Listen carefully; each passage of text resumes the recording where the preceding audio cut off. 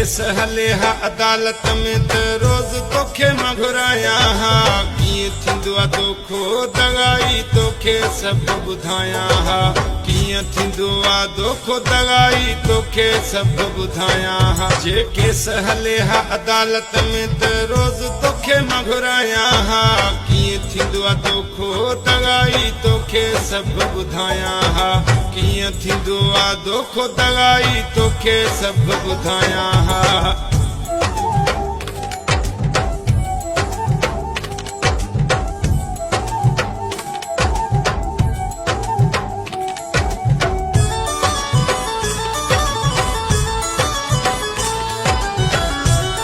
Irfan production subscribe और like कंदा।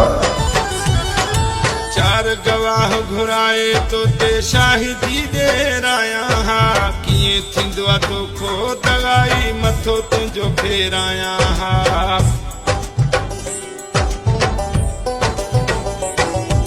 चार गवाह घुराए तो ते शाहिदी ॾेरायां हा कीअं थींदो आहे दोखो दगाई मथो तुंहिंजो फेरायां हा जे केस हले हा अदालत में त रोज़ तोखे मां घुरायां हा कीअं थींदो आहे दोखो दगाई तोखे सभु ॿुधायां हा कीअं थींदो आहे दोखो दगाई तोखे सभु ॿुधायां हा जे केस हले हा अदालत में त रोज़ तोखे मां घुरायां हा कीअं थींदो आहे दोखो दगाई तोखे सभु ॿुधायां हा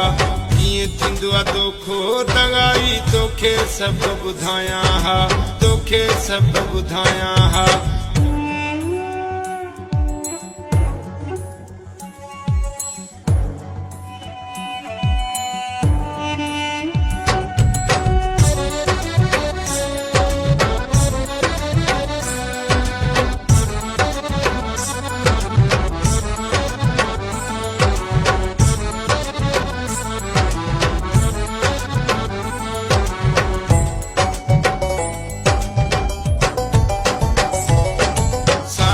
कई मूंखे सोना सफ़ा बर्बाद जेके बेदुख ॾिना अथई आहिनि मूंखे यादि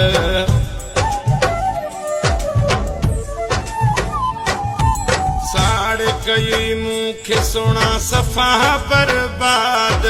जेके बेदुख ॾिना अथई आहिनि मूंखे यादि जे केस हले हा अदालत में त रोज़ तोखे मां घुरायां हा कीअं थींदो आहे दोखो दगाई तोखे सभु ॿुधायां हा कीअं थींदो आहे दोखो दगाई तोखे सभु ॿुधायां हा जे केस हले हा अदालत में त रोज़ तोखे मां घुरायां हा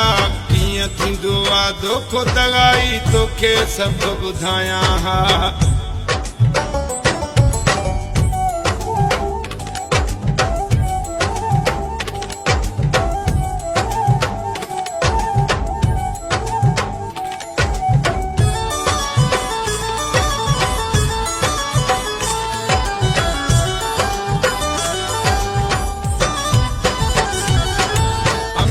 हमज़ा खां हर वधीक तोखे मां छा चवां दर्द ॾिना अथई एॾा दिल पर वेठो थो अकेलो रोआं